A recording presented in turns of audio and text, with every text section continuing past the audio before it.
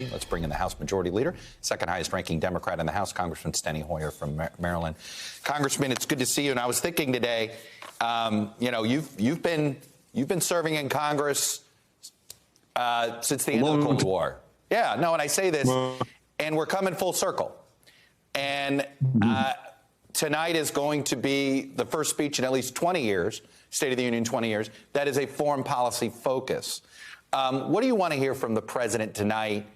And what don't you want to hear from the president tonight? Well, what I do want to hear is a call for unity and focus and a unity of purpose. We are now confronting the worst risk of war that we have since 1945. General Milley said that yesterday, and I agree with him. The fact of the matter is we have one president at a time.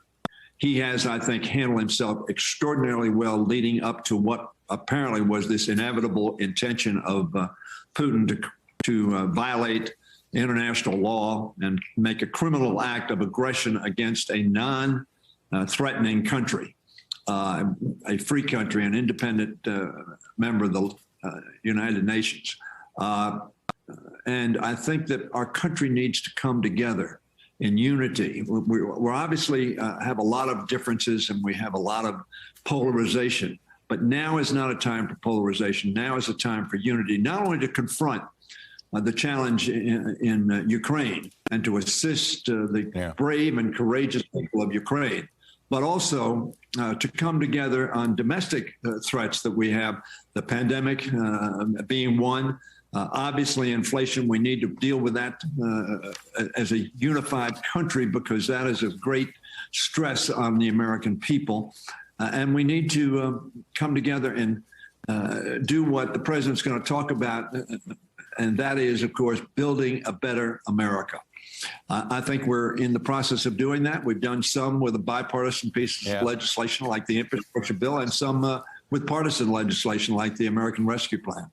What should be the Congress's top priority now starting tomorrow morning? And I say this because, look, the president's got his own priorities. I'd argue confronting Putin right now, I think everybody would agree, should be the commander-in-chief's first focus. Congress has got a lot of things it can focus on. What should be the congressional priorities starting tomorrow morning? Well, the most immediate challenge we have is making sure that we pass an omnibus by the 11th of March, because at that point in time, the authorization for funding ends. But we also need to have a priority of getting the Competes bill done, that was not the Senate name, but that was our name for a bill that, in effect, makes America stronger and better by making sure that we can manufacture and be independent of supply chains from abroad, as we found during the pandemic, where we needed to rely on China and other entities to provide us with medical equipment that we needed.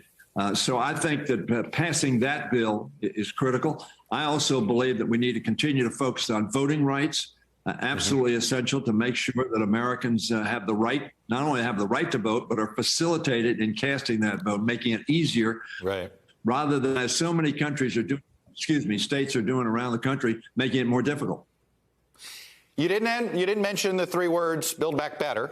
And I say that it's my understanding that we are going to hear a pared back version of maybe two or three highlights from that original big piece of legislation. What do you think should be, what's realistic from that agenda that can get past this Congress? Well, I think the president's going to be talking about building a better America. I think, as I've just said, that we've done two legs of that. The Competes is the third leg, and the Build Back Better is the fourth leg of that very, very critical agenda. And those are really the major items. Voting rights, I mentioned, is also a critical agenda item. But I think we're moving in that direction. I would hope we could do so in a bipartisan way. And to the extent that Republicans differ from specifics, we ought to breach those gaps. But building a better and stronger America is, I think, the president's agenda and vision. How is unity inside the Democratic caucus? I say this because I think there are three different House Democrats that are giving their own reaction to the State of the Union.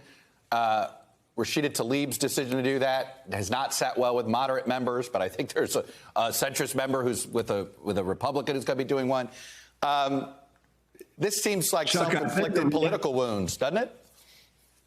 Chuck, the reality is there are going to be 535 responses to the president's speech tonight. I think with Instagram and TikTok, I think we're going to be headed there soon. I do sort of am amused by that.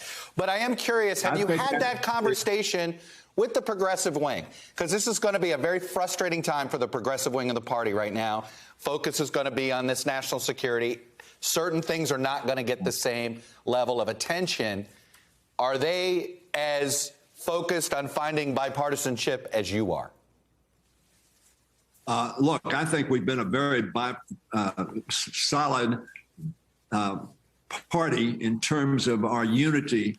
And I think you see that in the bills. For instance, Build Back Better, which we just mentioned briefly, that only had one negative vote, and it was not one of the progressives. It was one of the moderates who didn't like one of the tax provisions, but liked the bill. We unified in voting rights, unified in the Competes Act, unified in almost every piece in the infrastructure bill. So we've been a very unified party. Are there voices who want to talk about the nuance or difference that they have, or addition or subtraction they like that? We're going to have that. But when you look at the votes, Chuck, and you know this, you see a unified party that we can only give up 4 votes, and we have passed everything in the House that we wanted to pass. We're a unified party. But yes, do we have different voices and different perspectives? Yeah. Of course we do. And they want to be heard, and they speak out. But when it comes to passing legislation, what's your diagnosis for why the American public thinks the economy is in such poor shape? It is not near a recession or a depression, right? It is certainly a frustrating economy. There's certainly a lot of things we wish were better, but there's not high unemployment. Target is having to raise wages up to $24 an hour. You know, this is certainly, and yet if you just look at the perception the public has, you would think we are on a third Great Depression here. Why do you think the public thinks this economy is so bad? Because I think they're fed up with this pandemic. They're fed up with masks. They're fed up with having to be worried about getting sick. They're fed up with their, relatives getting sick and they can't go in and see them.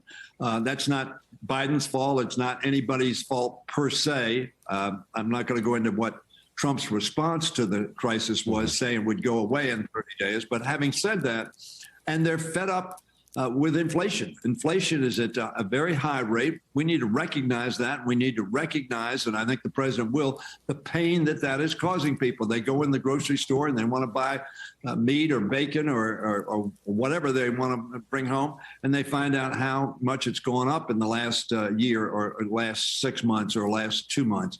And that is causing them a great deal of angst. And you combine the pandemic, with inflation. Yep. Who takes the blame for that? The president of the United States historically takes the blame, notwithstanding the fact it may not be in the president's power or fault for that occurring. But I think that explains we're not on the right direction. I think when this pandemic turns around, as it is turning around now, why? Yeah. Because of the American Rescue Plan, and we put shots in arms. Yep. And the president has been disciplined in giving a truthful message of the challenge of the pandemic. And I think you combine those two, and then the supply chain, which is probably as a result of one, the shortage. And when you go in the grocery store and you don't see the shelves filled, you think, gee whiz, things are in bad shape. They're not in bad shape, as you point out. But I get why there's so much angst among the American people.